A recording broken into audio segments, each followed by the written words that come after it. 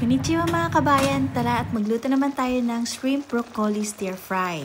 Una, sa frying pan maglagay tayo ng 3 tablespoon ng cooking oil. Then, isaute natin yung 350 grams na shrimp. Then, lagyan natin ng pinch of salt.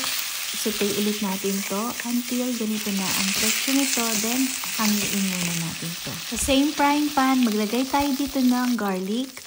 Then, isaute natin to. Saka natin sunod yung onion, carrots, broccoli. Then, isaute natin ito. I-low heat muna natin to. Then, gawin na natin yung sauce. 1 tablespoon ng mirin, 1 tablespoon ng soy sauce, 1 tablespoon ng oyster sauce, 2 teaspoon ng brown sugar, and 1/4 cup ng water. Haluin lang natin ito mabuti. Then, ibubuhos na natin dito. Pati na rin yung ating shrimp. Then, add tayo ng black pepper. Then, ito, haluin lang natin ito mabuti. Ganito lang kadali magluto nito. Ito lahat yung ating ingredients. Ito luto na po. Salamat sa panonood. Thank you for watching. Bye!